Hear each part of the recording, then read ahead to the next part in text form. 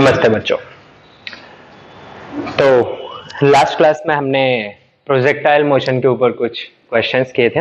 Yes, और हमने projectile का एक पर्टिकुलर केस अभी तक डिस्कस कर लिया, that is ground to ground projection. मतलब क्या है कि आपने जिस लेवल से पार्टिकल को थ्रो किया है, पार्टिकल उसी हॉरिजॉन्टल लेवल पर स्ट्राइक कर रहा है। ठीक है, तो ये होता है ग्राउंड टू ग्राउंड प्रोजेक्शन, जिसके कुछ स्टैंडर्ड फॉर्मूलेज हैं जो मैंने आपको लिखवाए हैं। आपको याद होगा कि फॉर्मूलेज किस केस में भी हमारे पास आए थे मोशन अंडर ग्रेविटी में, ground to ground projection in vertical direction. उसके बाद हमने देखा था projection from certain height upward as well as downward and drop, तीनों देखे थे।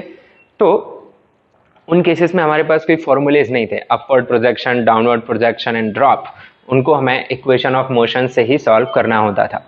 तो आज जो हम बात कर रहे होंगे इसमें भी कोई स्टैंडर्ड फॉर्मूलेज नहीं आने वाले हैं। इसमें हमें स्टैंडर्ड इक्वेशंस, जैसा मैंने आपको बताया है कि एक्स डायरेक्शन अलग से एनालाइज करेंगे, वाई डायरेक्शन अलग से एनालाइज करेंगे। So let us start the today's lecture and see how to solve such situations. Okay, अब कल सैटरडे को हमने डिस्कशन लिया था जेई वाले बैच का, और संडे को लिया था मैंने नीट के बैच का। Okay, only 30 to 40% population was there. जो लोग भी डिस्कशन से भाग रहे हैं, I think it is better you stop and do something else. Okay, you are wasting your time then if you are not solving questions and asking you doubts, so it's up to you after all. चलिए आज हम आज का topic start करते हैं और आज के टॉपिक का नाम रहेगा अपना, it is second case in projectile. First case was ground to ground projection in projectile motion. It is projectile from a height. So projectile from a height. जैसे आप अपने घर की छत से कोई बॉल थ्रो कर दें, ठीक है, कुछ एंगल पे, तो बॉल और ऊपर जाती है और फाइनली ग्राउंड पे जाके गिरती है। ठीक है, तो ऐसा ही कुछ हम डिस्कस कर रहे हैं। तो इसमें भी सबसे पहला कैटेगरी हम ले रहे हैं, ठीक है, projected upward at some angle. अब वर्टिकली अपवर्ड तो हम पहले ही डिस्कस कर चुके हैं, अब अपन सोच रहे हैं कि किसी एंगल पे प्रोजेक्ट कर दिया हमने ऊपर की तरफ। तो देखते रहिए। So here is the height, से दिस इज द टावर, ठीक है, और इसकी जो हाइट है वो h है, कैपिटल H, और यहां से हमने एक बॉडी प्रोजेक्ट कर दी फ्रॉम दिस पॉइंट ओनली, ठीक है। We projected it at certain angle with speed say u, and this is the horizontal, as I told you, horizontal ये रहेगा अपना, और horizontal के साथ ये थीटा एंगल पे प्रोजेक्ट कर दिया गया। So how will it move, how will be the path, ये सारे क्वेश्चंस हमारे पास अभी हैं। तो देखिए कैसे रहेगा ये, it will go like this, alright। तो पहले कुछ ऊपर जाएगा और फिर नीचे गिरेगा। अब इसे स्टडी करिए आप। Suppose it will hit here, some at some angle, तो is the striking speed, I call it vs, ठीक है, and this is striking angle, you can call it some angle alpha. Now from t equal to 0, it will be your time of flight, the total, capital T. Now if I consider this point as O, this point as some A, then O to A, it is our old case. O to A, it is ground to ground projection. Can you understand? तो अगर मैं पूछूं what is the time taken from O to A, it will be our old one, 2u sin theta by g. Okay, but yes, the journey is not stopping at A, it is continuing till this point. You can call this point as B. It is continuing till B. ठीक है, it is still a projectile motion, only thing it is projected from certain height. So steps to solve are very simple. Point of projection as origin, horizontal as x-axis, vertical as y-axis, ठीक है। Analyze x-axis, x direction motion and y direction motion independently. So see x direction motion. How will you analyze x direction motion? It's easy.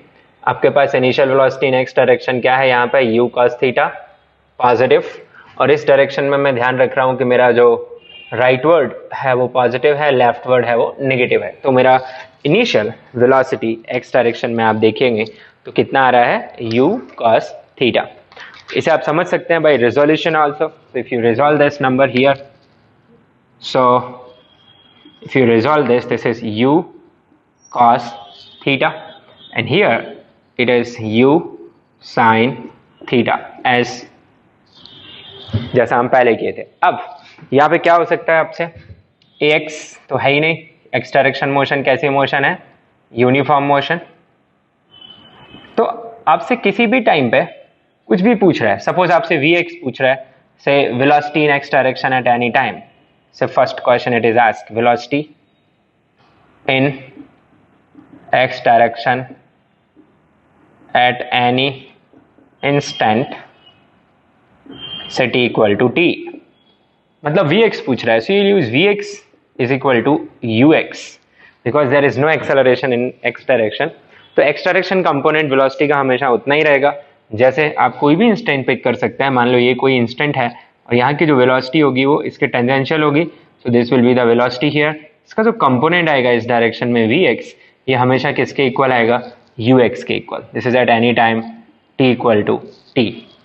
Now आपसे sx पूछा जा सकता है, say displacement in x direction at any time,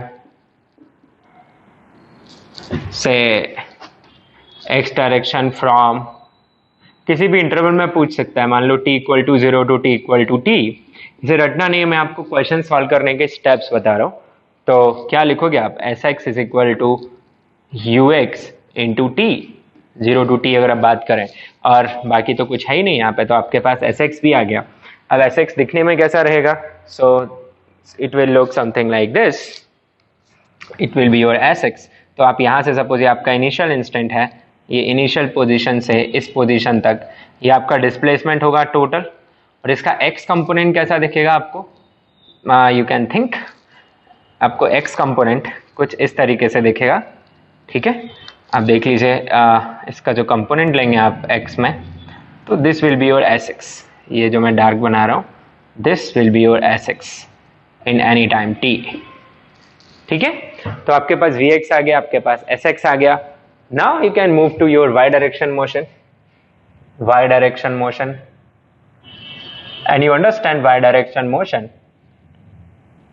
कि वो एक uniform acceleratory motion है। First of all it is uniform acceleratory motion, यहाँ यूनिफॉर्म मोशन था, वेलोसिटी कांस्टेंट थी, तो ये UAM है। तो आपका initial velocity in y direction आपको पता ही है, it is u sin theta. Acceleration in y direction आपको पता है, it is minus g। And आपसे अब क्या पूछ सकता है, सपोज इसके जैसा ही ले लें अपन, it is asking velocity in से y direction, definitely at any instant,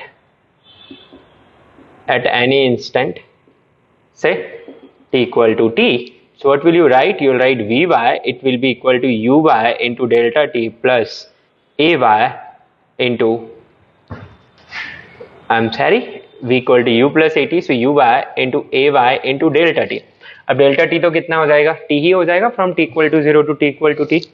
So this is you got. Now you can put it, you can write it as Uy as U sin theta minus g t, बिल्कुल पुराने जैसा ही है किसी भी instant पे, and it was u cos theta. Okay, now you can, you got this Vy। ऐसे ही आप क्या भी निकाल सकते हैं, displacement in y direction from से t equal to 0 to t equal to t, कोई आपत्ति नहीं है, बिल्कुल वैसे ही निकलेगा। It will be Sy is equal to Uy into delta t is t here, plus half Ay into t square which is delta t is t here. So Sy is equal to u sin theta into t minus half gt square. So this is how you have to deal. The time part is common for both the motions, otherwise they are independent from each other. Okay, now specifically what will be the velocity you will write? If you want to write the velocity here, this is your Vy, alright, which you have calculated. So the velocity at any instant t equal to t, how will you write? You will write it as V as Vx I cap plus V by j cap. So you have your numbers with you. Vx is ux plus Vy is uy minus gt j cap. As usual, displacement in any time t, how will you write s? It will be sx I cap plus sy j cap. So it will be equal to, what is sx? You have calculated it as ux into t. रटना नहीं है, सिर्फ मैं steps बता रहा हूं आपको. And it will be u by t minus half gt square j cap. So this is your displacement in any time interval from 0 to t equal to t. Now आपसे पूछा जा सकता है time of flight. So what will you do time of flight? Time of flight will be calculated from y direction motion. Okay? तो time of flight के लिए आप क्या करेंगे, मैं आपको स्पेशली यहीं पे बता दे रहा हूं. This is for time of flight.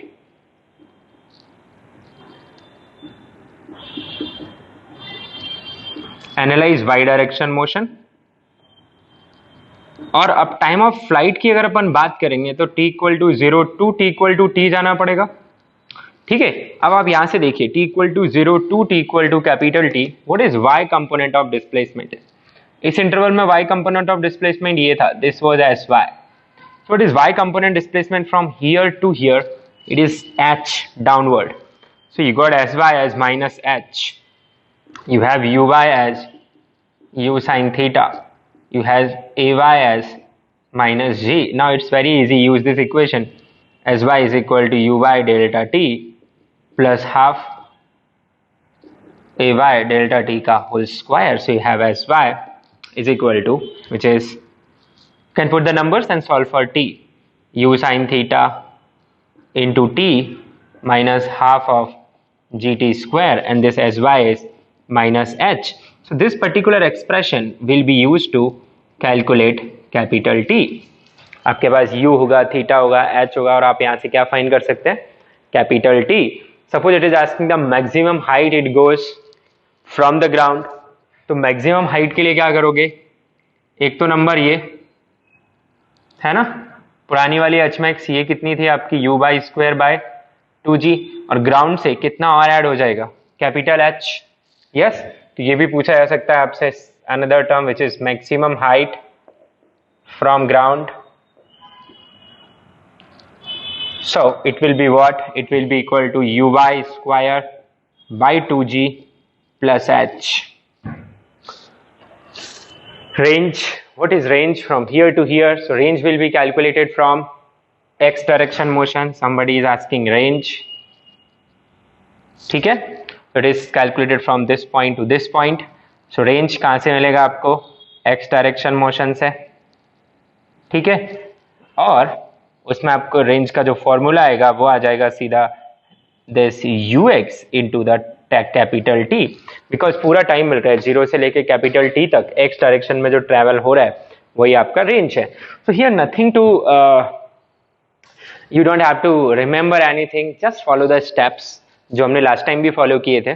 ठीक है, सो this is how you analyse projectile from a height and when it is projected in upward direction at some angle. So I want you to note this particular thing. ठीक है,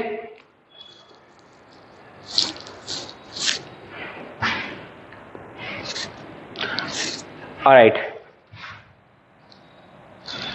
Now let us see projectile from a point but projected downward. We'll analyze how to deal if it is projected downward. ठीक है, तो कुछ खास changes होने वाले नहीं है, एनालिसिस यही रहने वाली है, सिर्फ डायग्राम वगैरह बदलेंगे तो उनको अपन देख लेते हैं. So see,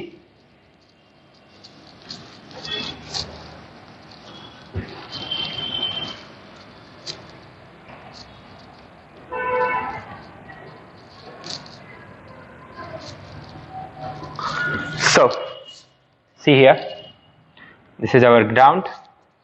Now the particle is projected at certain angle in this direction. This is how it is projected. This is the initial velocity. I write it as u. All right, and it is making certain angle with horizontal. This is your horizontal, and it is making certain angle, say theta. Now how will be the path? The path will be like this. Do not draw like this, it will be wrong, because initial velocity will be tangential to the path at initial point. ठीक है, so इसका ध्यान रखें कि initial velocity should look like a tangent. Alright, so this is the path followed. It is striking here with certain speed, say Vs, at certain angle, can call alpha, beta, whatever. Now what will you do? Same steps. This is your x-axis, this is your vertically upward y direction. Okay, now अच्छा, last case में मैंने आपको striking speed नहीं निकलवाया. Striking speed कैसे निकालेंगे last case में अपन check कर लेते हैं. इस केस में भी डिराइव करेंगे, तो उसी के साथ मैं आपको बता देता हूँ. पहले अपन यही बातें कर लेते हैं जो यहाँ पे लिखी हुई है. x direction motion. So what is velocity in x direction? If you check, this is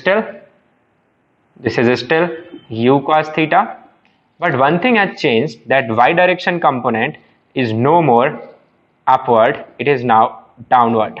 That's the difference. So here, will there be any change? No change, no change, no change. Till here there will be no change. It is just as it is. Now here, yes, the velocity has reversed its direction, so there will be a minus. So there will be a minus, okay, and there will be a minus. So only this change you will see. So here what change you will see? No changes in this as such. ये सारी चीजें वही हैं, आपको सिर्फ numbers put करने हैं. अब टाइम ऑफ फ्लाइट के एक्सप्रेशन में क्या चेंज आएगा और स्ट्राइकिंग वेलोसिटी कैसे लिखेंगे वो भी सीख लीजिए. तो टाइम ऑफ फ्लाइट का एक्सप्रेशन मैं यहाँ पे दिखा दे रहा हूँ आपको. टाइम ऑफ फ्लाइट कहाँ से मिलेगा? हमेशा आपको वाई डायरेक्शन मोशन से. ठीक है, वाई डायरेक्शन मोशन. आप h जानते हैं, तो आपको पता है आपका जो यू वाई है वो माइनस यू साइन थीटा है. जो एस वाई है बच्चों, यहाँ से लेके यहाँ तक जब आपका बॉडी जा रहा है, तो वाई डायरेक्शन डिस्प्लेसमेंट क्या हो रहा है? इसका y direction displacement is h downward. Total displacement is this, जिसमें x भी आएगा और y भी आएगा. So s y here you know it as minus h. Alright, a y also you know it as minus g. And you are interested in delta t, which is capital T, and you want to find it. Is it tough now? No. Use s is equal to u delta t plus half a delta t ka whole square. In y directions we'll have minus h is equal to minus of u sin theta into capital T minus of half of g into capital T का whole square. Solve for t. रटने का कोई ज़रूरत नहीं है. तो पुराने और इसमें अंतर सिर्फ इतना, यहाँ प्लस यू साइन थीटा था और अभी यहाँ पे माइनस यू साइन थीटा है. बाकी स्टेप्स वही है. ऑलराइट, अच्छा, अब मैक्सिमम हाइट का तो कोई क्वेश्चन उठता ही नहीं है, बॉडी ऊपर जा ही नहीं रही है. जहाँ तक रेंज का सवाल है, रेंज का सवाल है, तो रेंज एक्स डायरेक्शन मोशन से ही निकलेगा. ठीक है, ऐसे केसेस में रेंज का मतलब होता है बच्चों यहाँ से यहाँ तक maximum x direction displacement. So R is sx, sx is ux into t, which is still the same u cos theta into t. So this is range. Now the new term जो कि मैं यहाँ पे आपको नया बताना चाह रहा हूँ, it is the striking velocity. So striking velocity is velocity only, so you have to just look at these terms. ये मैंने किसके टर्म में लिखा हुआ है? टाइम के टर्म में लिखा हुआ है. मैं आपको हाइट के टर्म में इसे निकाल के बता रहा हूँ. ठीक है, तो देखिए,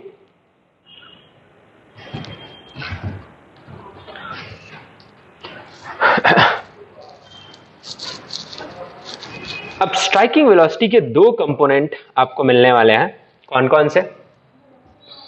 स्ट्राइकिंग वेलोसिटी के भी दो कंपोनेंट आपको मिलेंगे. एक इस डायरेक्शन में मिलेगा, है ना, और ये कंपोनेंट क्या हो जाएगा आपका vs का x कंपोनेंट, जो कि एनीवे ux के इक्वली आएगा. और एक इधर मिलेगा, it will B y component of vs. तो मुझे सिर्फ y कंपोनेंट फाइंड करना है, फिर मेरा आंसर हो जाएगा. So here I am interested in vy. तब जब मेरे पास एस वाई की वैल्यू माइनस एच है, so I use this expression. v square equal to u square plus 2as. So vy square, the striking speed, is equal to uy, which is u sin theta का whole square plus 2 minus g into minus h. So vs का y component is square root of u sin theta का square plus 2gh. Okay, this is v as y, and what is v as x is ux only, and which is what u cos theta. So just how to find v at any time. Okay, मैं बाकी calculation मिटा रहा हूँ so that you can understand. So you can note down first.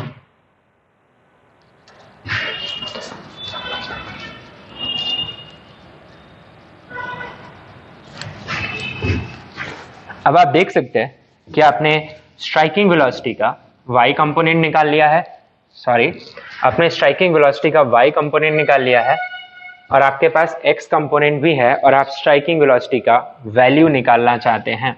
तो आपका जो y component आया था वो था vs का y component u sin theta का होल स्क्वायर प्लस 2gh का होल रूट. ठीक है, एंड आपके पास vsx की वैल्यू जो है वो u cos थीटा है. अब आप vs जो वेक्टर है उसे कैसे लिखना चाहेंगे? vs का x component i cap plus vs का y component j cap. So what will be the magnitude of vs? It will be square root of vs का x कंपोनेंट का स्क्वायर प्लस vs के y component का square. This is how you write the magnitude. Just put the number. So इसका square हो गया u cos theta का whole square plus वो आ गया आपके पास u sin थीटा का होल स्क्वायर, स्क्वायर से स्क्वायर रूट कैंसिल हो जाएगा, plus 2gh. So what you got? Striking velocity you got u square cos square theta u square sin square theta plus 2gh. अब आप इसमें से अगर u square common निकाल लें तो आपकी जो स्ट्राइकिंग वेलोसिटी है वो सिर्फ कितनी? cos square theta plus sin square theta will become 1. So what is the striking velocity you are getting here is u square plus 2gh, and the important thing here is it is independent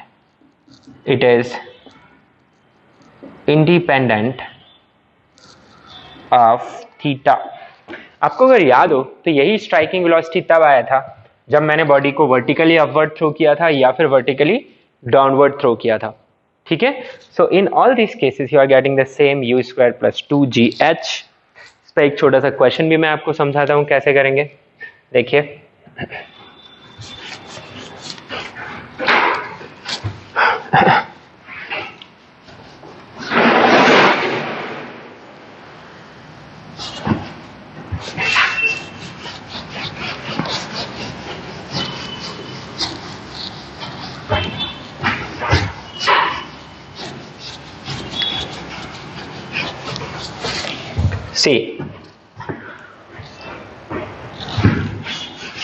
suppose मैं आपको कुछ cases they रहा हूं. ठीक है, in all the cases particle is projected from A height h from A tower.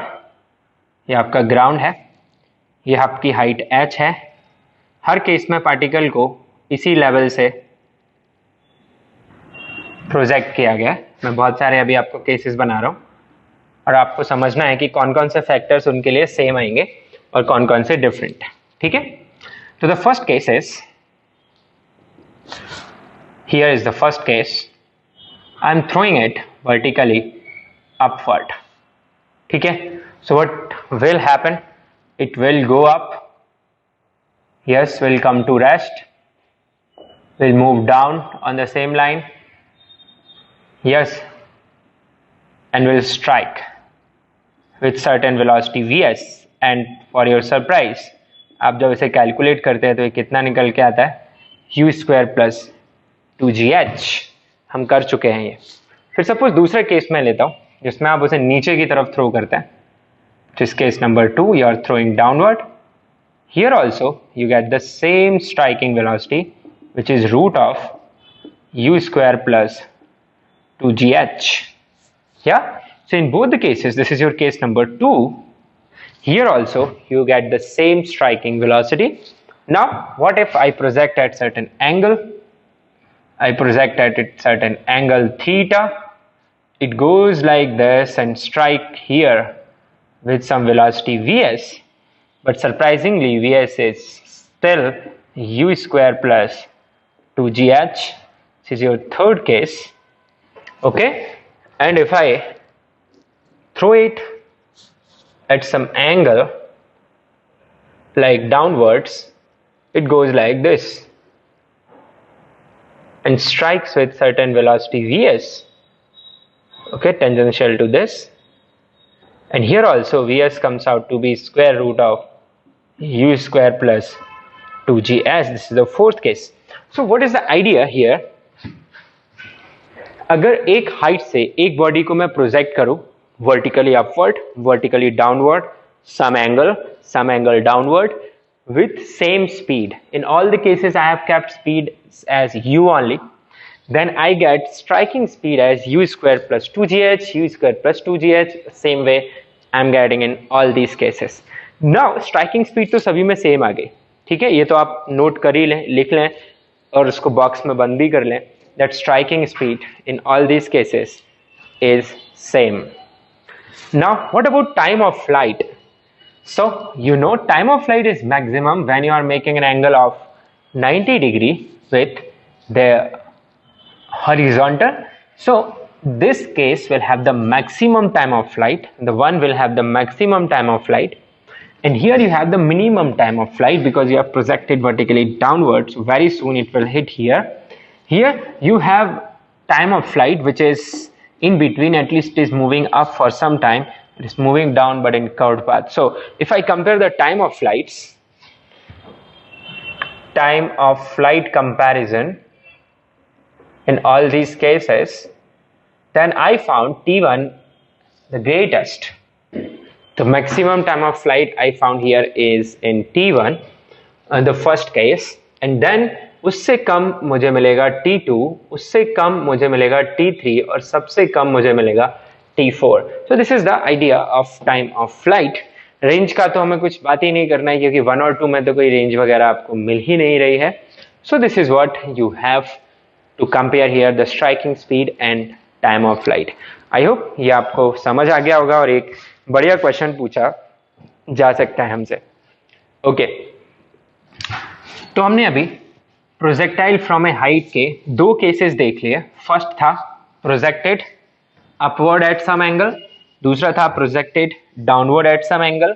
उनकी analysis में कोई फर्क नहीं था, आपको वही एक्स वाई से करना था. सिर्फ चेंज कितना था उनकी एनालिसिस में, एक बार y component of velocity positive था और दूसरी बार y component of velocity negative था. That was the only difference. Now the third under the same category, ठीक है, body is projected horizontally. We also call it horizontal projectile. Horizontal projectile ये एक special case है, ठीक है, और इसे हम डील कर लेते हैं. ये बिल्कुल कुछ वाई डायरेक्शन में कुछ ऐसे बिहेव करता है जैसे कि बॉडी को ड्रॉप किया गया हो, पर यहां सच में बॉडी ड्रॉप नहीं की गई है, यहां बॉडी को थ्रो किया गया है, बट हॉरिजॉन्टली थ्रो किया गया है, ठीक है. उसके पास कोई वर्टिकल कंपोनेंट नहीं है, इसलिए उसका वर्टिकल कंपोनेंट जीरो होने की वजह से ये वाई डायरेक्शन में किसके जैसे बिहेव करेगा, a body drop from certain height. देखिए आपका बॉडी यहाँ पे है, ठीक है, या फिर टावर से ही हम ड्रॉप कर देते हैं, प्रोजेक्ट करना है, बट कैसे, horizontally, exactly horizontally. So I projected exactly horizontally. This is your x axis and here you have your y axis. Now what is u x here, x component, it is u only and uy is 0. Yes or no? Because there is no component in y direction, or you say angle of projection is 90 degree or 0 degree. It is 0 degree. किससे major करते हैं angle of projection, horizontal से. Okay, सो अब ये body आगे जाएगा, आगे गिरेगा, it fall in this manner actually and strikes here strikes here at some speed vs, और आप बता सकते हैं ये vs अब भी कितना आएगा, ये vs अब भी ये root of u square plus 2gh ही आएगा, हम प्रूफ भी करेंगे, ठीक है। अब देखिए इसको एनालाइज कैसे करना है, जैसे हम बाकी केसेस एनालाइज कर रहे थे, ये आपके लिए रेंज है, time of flight can consider this is t equal to capital T, body is thrown from t equal to 0 point, everything else is just the same way we will deal with here. So x direction motion as usual, x direction motion, अभी भी मुझे right को मैं positive ले रहा हूँ, ये negative, और ये कैसी मोशन है, यूनिफॉर्म। तो एंटायर प्रोजेक्टाइल हमने ऐसे ही डील किया है कि x direction motion and y direction motion, 3 dimensional भी आ गया अगर हमारे पास मोशन, तो भी मैं एक्स अलग वाई अलग और जेड अलग, कोई रॉकेट साइंस नहीं है, ठंडे दिमाग से करिए, टाइम कॉमन है।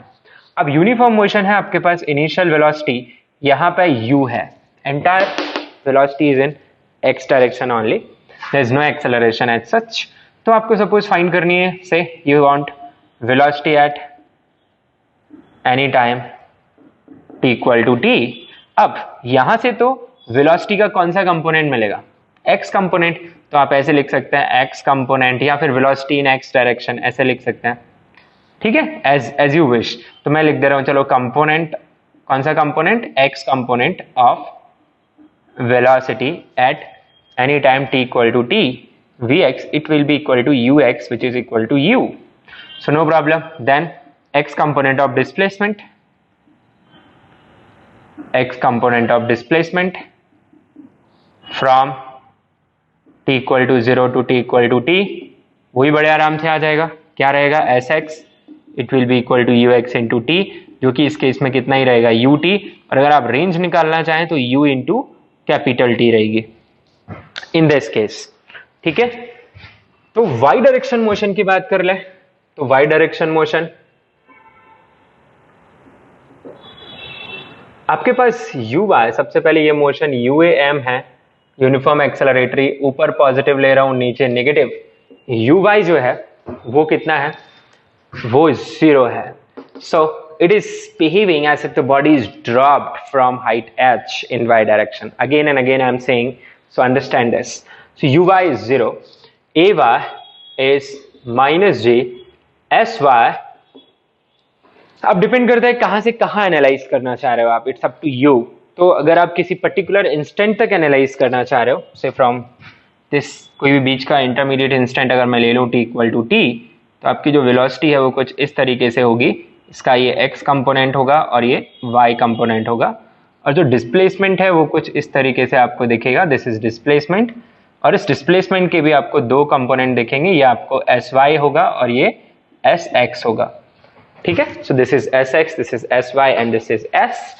सो किसी पर्टिकुलर टाइम पे कुछ इस तरीके का डायग्राम बनेगा, अगर आप फुल टाइम के लिए जाएंगे तो भी आप सॉल्व कर सकते हैं। तो let's, I am solving for some intermediate time here, तो मैं लिख लेता हूं suppose y component of velocity at some t equal to t, what it will be, vy equal to uy plus ay into delta t। So I will write vy, uy तो 0 ही है, so it will be minus gt, this is your vy you got, here you are having your vx, now you can write y component of displacement, y component of displacement from t equal to 0 to t equal to t, so y component of displacement means sy, uy 0 है, half ay की value minus g, so you have the sy as minus of half gt square किसी भी particular time पे। So this you have sx and sy, alright। अब मुद्दा उठता है कि अगर आपको टाइम ऑफ फ्लाइट निकालना है तो आप क्या करोगे, ठीक है। तो मैं अभी यहाँ पे आपको समझा रहा हूँ टाइम ऑफ फ्लाइट।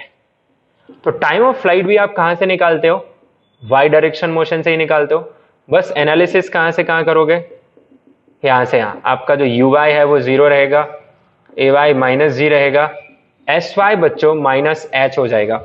आप कहाँ से क्या एनालाइज कर रहे हो, from here to here, so your sy will be what, h downward, initial to final, so sy is minus h, use this equation once again, s y is equal to u y into delta t plus half a y into delta t का whole square, so you'll get minus h is equal to uy 0 into t plus half g की जगह minus g into t square, so you got h minus minus cancels, you get h is equal to half gt square, so t you get root of 2h by g, and अगर आपको याद हो ये जो formula है root of 2h by g, ये time of flight होता था किसका, जब एक बॉडी को हम एक हाइट से ड्रॉप कर देते थे तो भी वो h फॉल करने में कितना टाइम लेता था, root of 2h by g, ये भी उतना ही ले रहा है बिकॉज y डायरेक्शन मोशन इसका कैसे है, जैसे कि बॉडी को ड्रॉप किया गया है।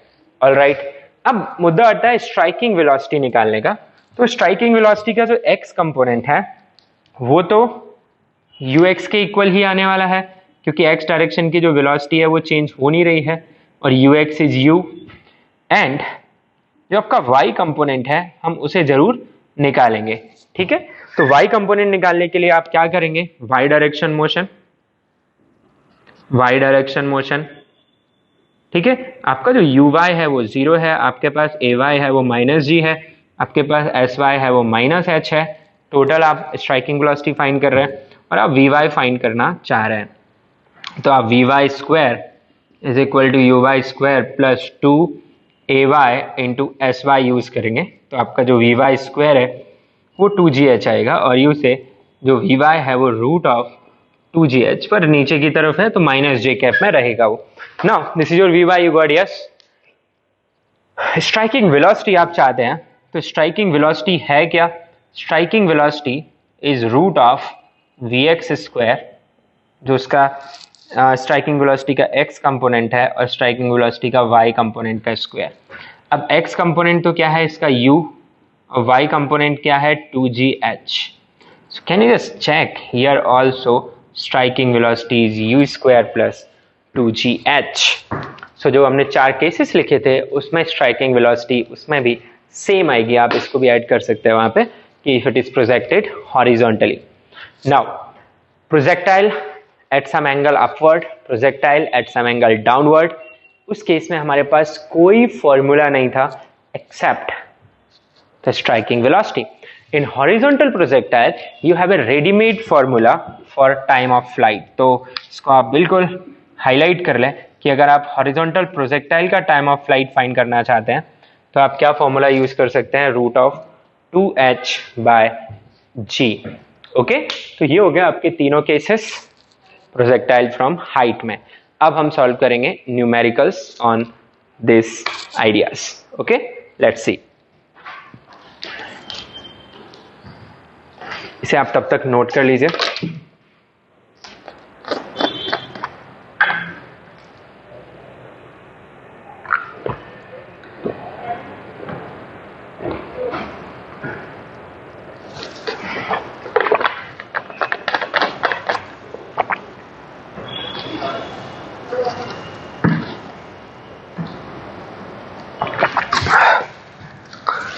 चलिए, तो आपने नोट कर लिया इसे।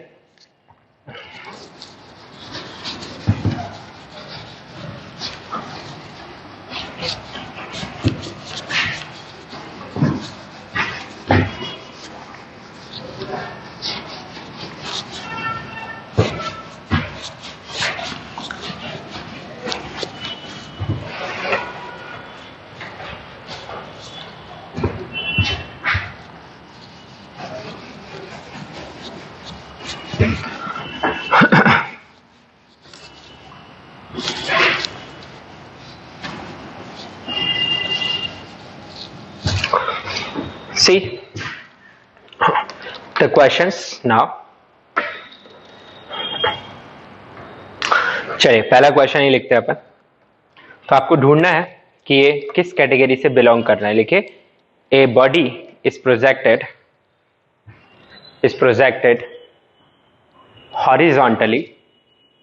horizontally from height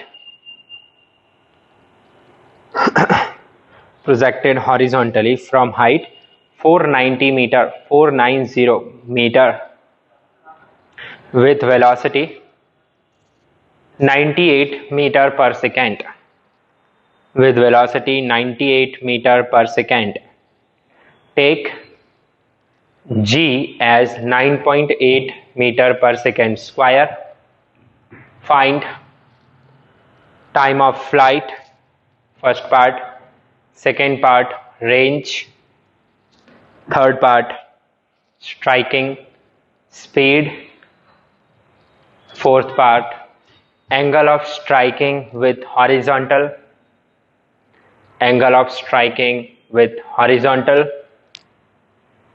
And last part, velocity and displacement at t equal to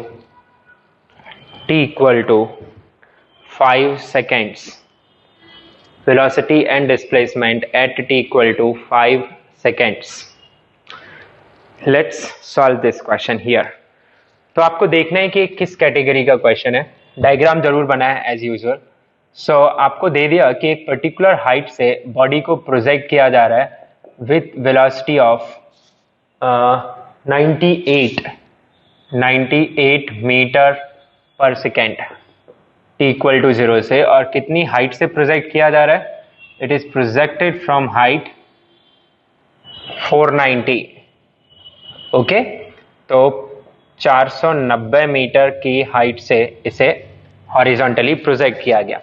draw a rough diagram. You know it will B projectile, नीचे गिरेगा ऐसे, ठीक है. और इसने कुछ स्ट्राइकिंग वेलोसिटी होगी, ठीक है. एंगल होगा इसका कुछ, वो भी हमें फाइंड करने के लिए बोला गया है. ये टाइम ऑफ फ्लाइट होगा यहाँ पे t equal to capital t, और एक टी इक्वल टू 5 की भी बातें की गई हैं. तो ये सब हम एक एक करके सॉल्व करते हैं. ये लिए हमारे लिए रेंज हो जाएगा, ठीक है. अब जो चीजें हम डायरेक्ट फॉर्मूले से निकाल सकते हैं उन्हें तो निकाल लेते हैं. तो मेरे पास टाइम ऑफ फ्लाइट का डायरेक्ट फॉर्मूला है. इस केस में वो होता है √2h/g. तो मैं यहाँ पे उसे डायरेक्ट कर लेता हूँ. 2 × h इज 490, g इज 9.8, ठीक है. डेसिमल हटाइए और यहाँ पे एक 0 और बढ़ जाएगा.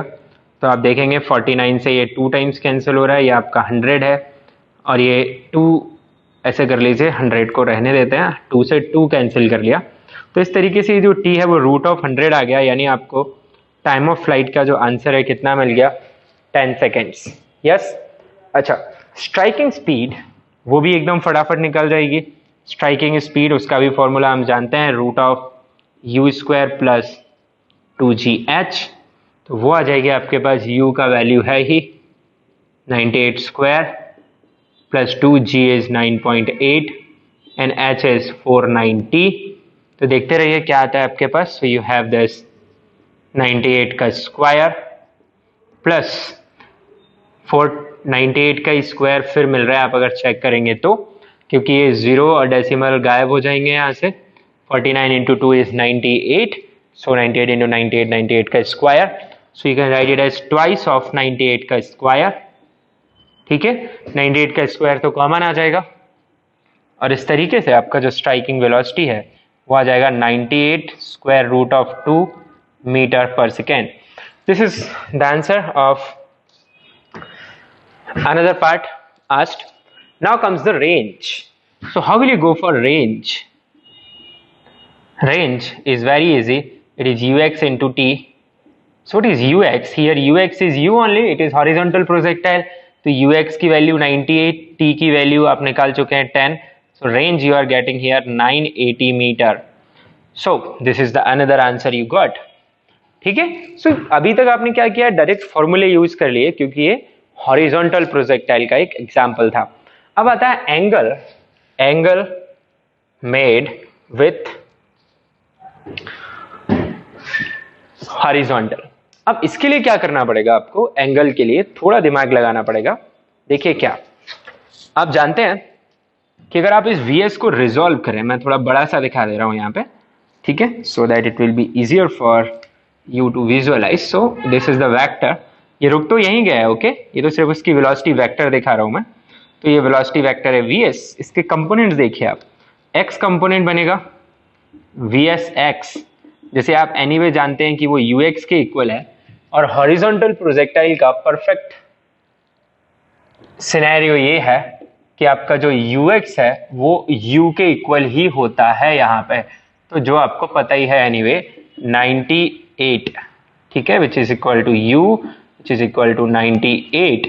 Now what you do not know is vy, this component you do not know, vs का y कंपोनेंट. मान लो ये एंगल अल्फा है, तो अगर आपको ये पता चल गया कि vs का y कंपोनेंट क्या आ रहा है, तो फिर आप बड़े आराम से tan ऑफ अल्फा लिख सकते हैं. It will be nothing but vs का y component divided by vs का x कंपोनेंट. अब x कंपोनेंट तो है, बस y कंपोनेंट मिल जाए. तो y कंपोनेंट लाने के लिए आपको कौन सी मोशन स्टडी करनी पड़ेगी? y direction motion. देखिए y डायरेक्शन मोशन कहां से कहां स्टडी करना है, ध्यान से देखते रहिए. आपके पास uy की वैल्यू कितनी है? 0, इट इज हॉरिजॉन्टल प्रोजेक्टाइल. आपके पास ay की वैल्यू कितनी है? -g. आपके पास sy की वैल्यू कितनी है? -h. और आपके पास टाइम भी है इस बार कितना?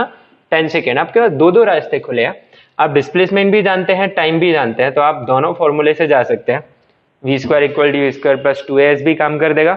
या फिर आप किससे जा सकते हैं? v equal to u plus 80 से. तो चलो मैं v equal to u plus 80 use कर ले रहा हूं. सो vy will be equal to uy plus ay into delta t. So vs का y component vsy 0 minus g into 10. So vs का जो y कंपोनेंट है वो आ जाएगा minus of 9.8 into 10. So I am getting minus of 98 metre पर second. Now घबराने की आपको कोई जरूरत नहीं है. यहाँ पे माइनस क्यों आ रहा है? क्योंकि डाउनवर्ड है. आप अगर इसे पुट करेंगे tan अल्फा वाली एक्सप्रेशन में, तो मैं ऊपर लिख दे रहा हूं, तो आपको जो tan अल्फा मिलने वाला है वो कितना मिलेगा? फिर vs का y component which you got -98, there you have 98, you are having -1.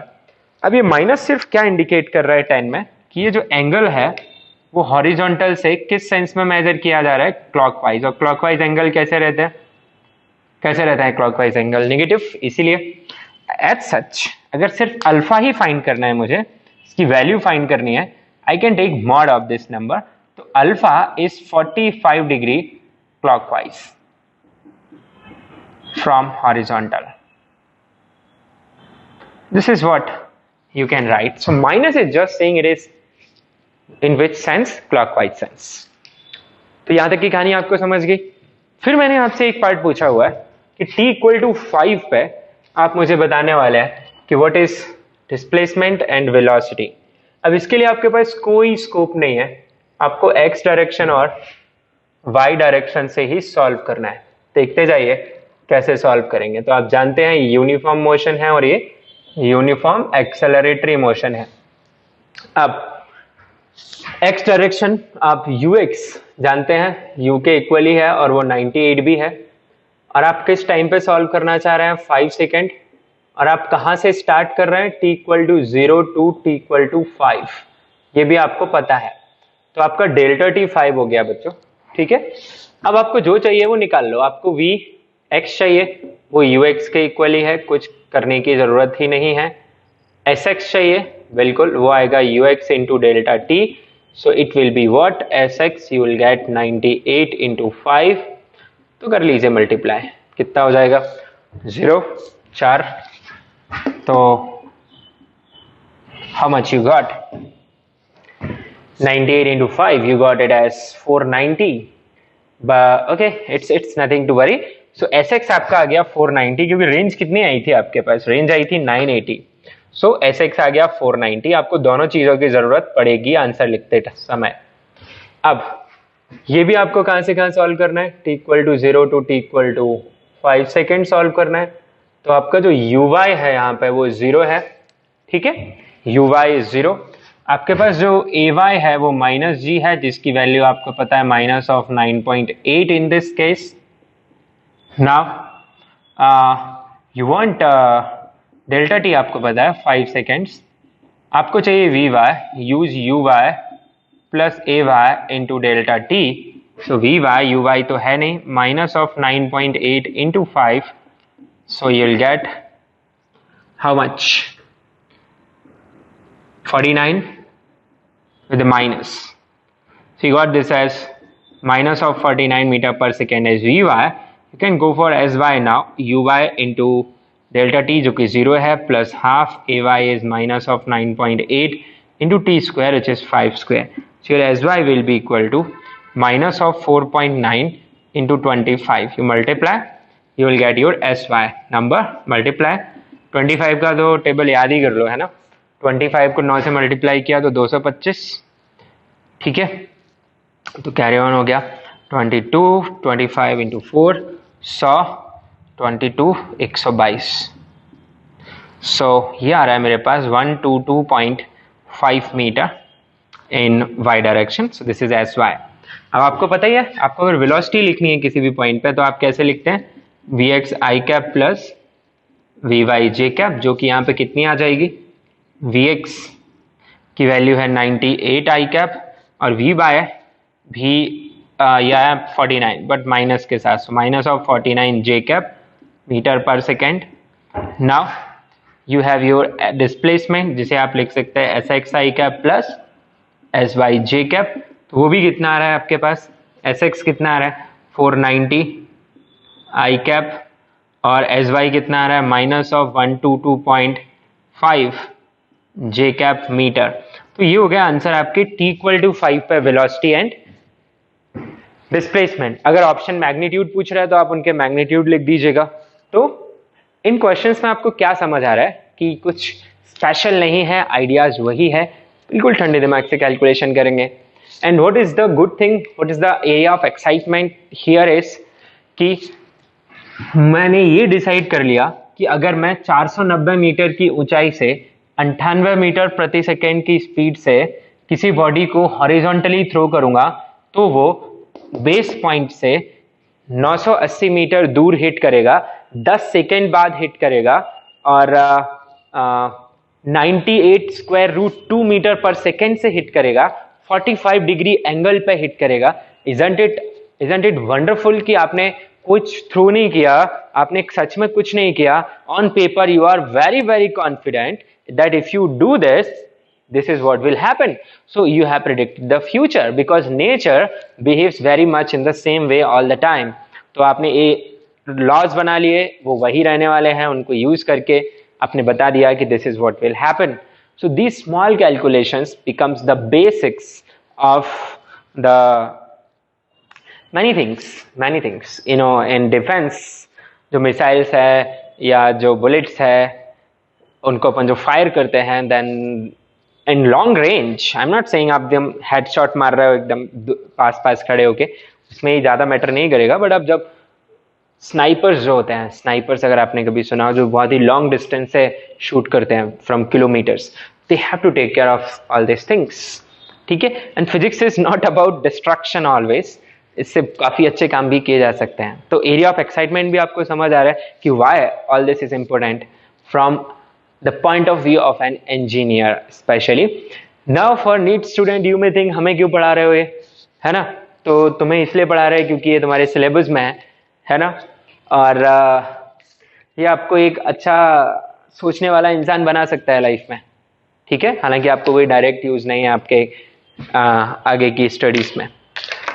चलिए आगे और क्वेश्चन सॉल्व कर लेते हैं हम.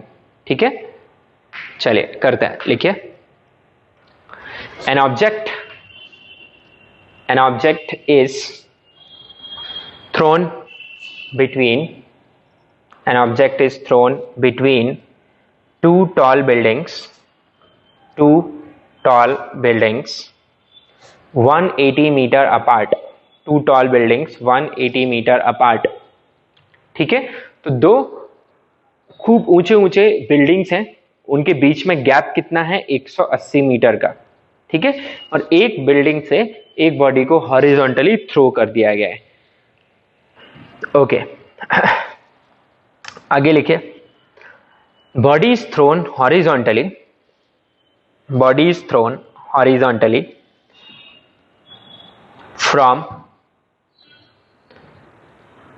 from a window 55 meter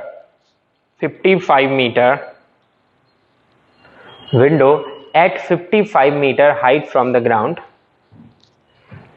Window at 55 meter height from the ground and it hits a window, it hits a window in the other building,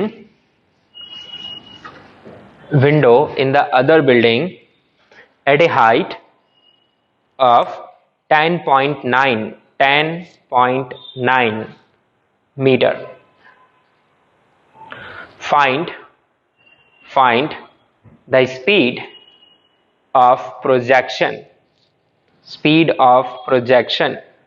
Use g equal to 9.8 metre पर second square. तो video pause करिए और इस question को सोचिए कैसे करेंगे. This is also horizontal projectile.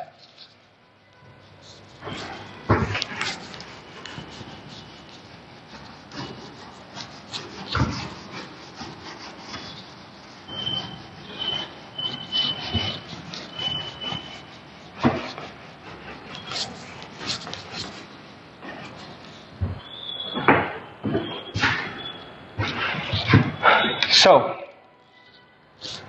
you are given with two buildings. Basically, you have two tall buildings. This is building 1, ठीक है, and here is building 2. Now, building 1 में एक विंडो है, से call it W1, जो कितनी हाइट पे है, 55 मीटर. और बिल्डिंग 2 में एक विंडो है और वो कितनी हाइट पे है, 10.9 मीटर. अब एक ऑब्जेक्ट को इस विंडो से थ्रो किया गया है कुछ स्पीड u से, जिससे कि ये इस विंडो को जाके हिट कर देता है.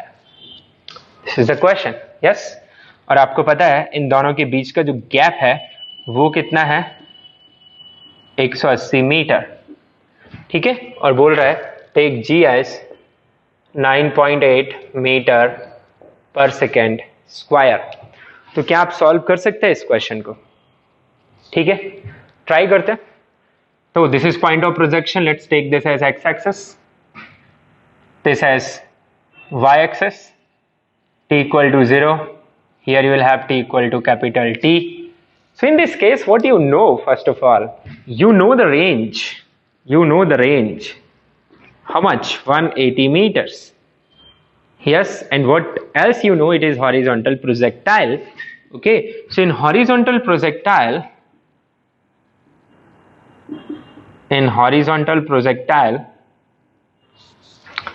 how you calculate the range? You calculate range as ux into t. Do you know ux? No, you don't know. Do you know t? You again don't know. Then what will you do? So yeah, it's wonderful. You can check. Here, body यहाँ से यहाँ आई है, तो इसने y direction displacement कितना travel किया? This is y direction displacement. It has traveled all the way down from here. This is y direction displacement, isn't it? And this is x direction displacement. Agree? This is x direction displacement, which is equal to range, which you know. Time तो common ही है ना, तो आप range की जगह रख दीजिए 180, ux की जगह u इंटू टी. इसे इक्वेशन 1 बना लीजिए. ये कहां से लिखा आपने? x डायरेक्शन मोशन से. सो what you wrote it down from x direction motion. ठीक है. Now y direction motion. What is uy you know is 0, ay you know is minus g, which is minus of 9.8 meter per second square. What is sy in this particular interval from t equal to 0 to t equal to capital T? Sy is difference of these two numbers. So it is sy is 55 minus 10.9, but remember it is pointing downward. तो मैं downward को negative ले रहा हूं, इसलिए मैं minus लगा दिया हूं. तो मेरा जो sy है वो आ गया माइनस ऑफ हाउ मच? 10 में से 9 गया 1, और 55 में से 11 गया तो आ गया 44. ठीक है. So what you have, sy is minus 44.9. अब आपको टाइम पता है delta t is capital t, आप इक्वेशन लिख लेंगे s y is equal to u y into delta t plus half a y into delta t का whole square. So s y की जगह पे आप लिखेंगे माइनस ऑफ 44.1, ये तो जीरो ही है, यहाँ पे आ जाएगा minus of half 9.8 into T square. अब आप देखिए आपको फाइंड क्या करना है, यू वांट कैपिटल टी और you want u, so here I want u, yes, so I will do what, I'll put t as 180 by u in this expression to solve. So first of all it cancels out, just a second. Now you get 88.2 divided by 9.8 is equal to what, 180 divided by u का square. Yep. Now you solve this number. When you solve it, you get this as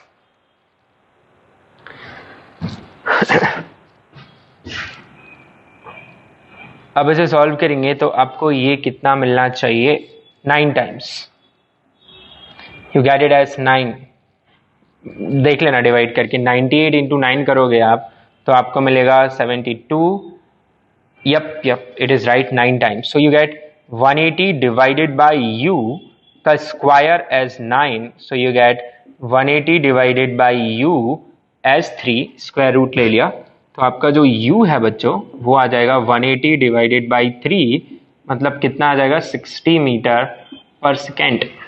अच्छा अगर time of flight पूछ रहा है कोई, then it is here, time of flight is 180 divided by 60, so you have 3 seconds as time of flight if asked.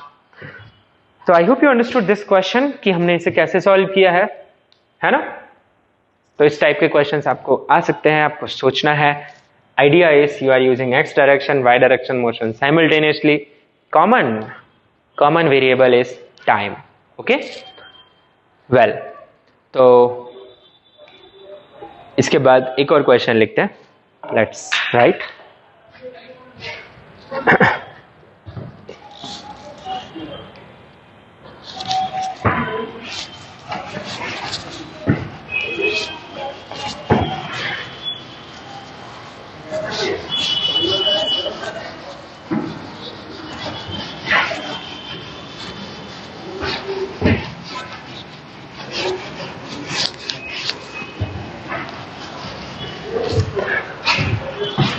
Okay, so question लिखिए, an aeroplane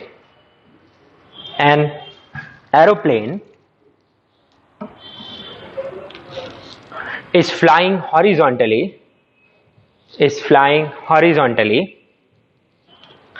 at an altitude of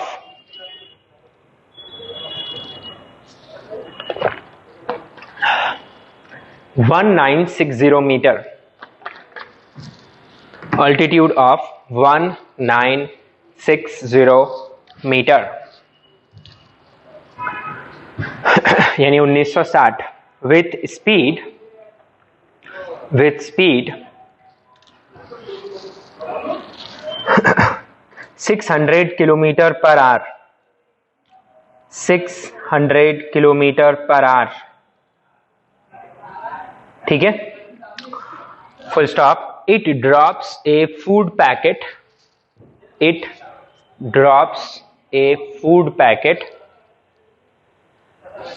over a person,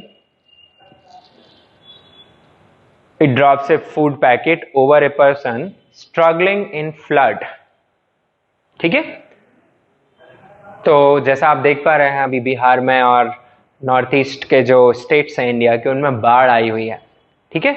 तो बाढ़ जब आती है तो government क्या करती है, रेस्क्यू ऑपरेशंस चलाती है, और मोस्ट इम्पोर्टेंट चीज है कि पीने का पानी और खाने के लिए कुछ मिलना चाहिए ताकि वो लोग सरवाइव कर जाएं उतने टाइम तक। तो क्या करते हैं फिर हम हेलीकॉप्टर्स की हेल्प से फूड पैकेट्स ड्रॉप करते हैं, ठीक है।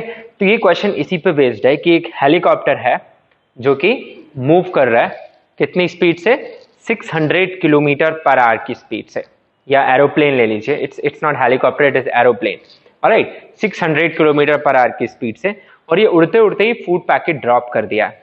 ओके, किसके ऊपर ड्रॉप किया उड़ते उड़ते? जस्ट एक उसे ग्रुप ऑफ इंडिविजुअल या एक पर्सन दिखा जो किसी हाइटेड एरिया पे खड़ा हुआ था, वहां पे आसपास पानी भरा हुआ है, और उसके जस्ट ऊपर जब प्लेन था तब उसने एक फूड पैकेट गिराया।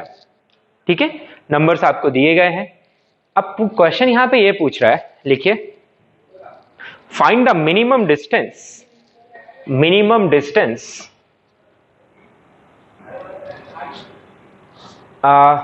this man needs to swim,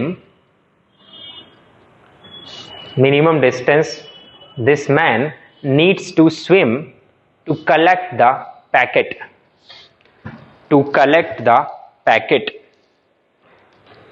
ठीक है। देखिए, तो एक प्लेन है, ठीक है, there is a plane which is flying at speed of how much? 600 kilometer per hour, and here is the flood waters, and the height of this plane is 1960 meter, ठीक है। टेक g as 9.8 मीटर पर second square to solve this question. जी को आप ये number ही consider करेंगे। अब देखिए यहाँ पे ऐसे how will you solve this. अब बिल्कुल यहीं पे एक पर्सन है, ठीक है, there is a person which is in the flood, है ना, तो दुखी है वो। अब यहां से एक फूड पैकेट ड्रॉप होता है, just here it drops a food packet, this is the food packet. Now seen from the person, इस फूड पैकेट के पास भी कितनी स्पीड होगी इनिशियली? 600 kilometre per hour. ये तो मैं पहले ही बता चुका हूं, बलून वाले जो क्वेश्चन हमने सॉल्व किए उसमें भी यही था। Yes, so the speed of this food packet will be somewhat 600 kilometre, exactly 600 kilometer per hour just after the drop. Now it is not in the plane. Plane will continue to move on this line, ठीक है, but the food packet will follow this trajectory and the food packet will land somewhere here. Now this person has to swim all the way from here. This is the range. This person has to swim this range वाला जो part है उतना उसे swim करना पड़ेगा। Yes, तो solve कर लें इसे अपन, बहुत मुश्किल नहीं है। तो सिंपली, तो distance he needs to swim for is equal to range and identified is horizontal projectile। Motion of packet की बात कर रहा हूं मैं, मोशन ऑफ फूड पैकेट, वो एक हॉरिजॉन्टल प्रोजेक्टाइल है, ठीक है, हॉरिजॉन्टल प्रोजेक्टाइल। और आपको पता है हॉरिजॉन्टल प्रोजेक्टाइल में जो रेंज होती है वो u इंटू टी होती है, और जो t होता है वो root of 2h by g होता है। It is easy to proceed. 2h is 1960 and what is g is 9.8, एक जीरो यहाँ पे और आ गया। 98 2 times is this, so it is 400, 400 के स्क्वायर रूट आ जाएगा 20, so it will take 20 seconds for the food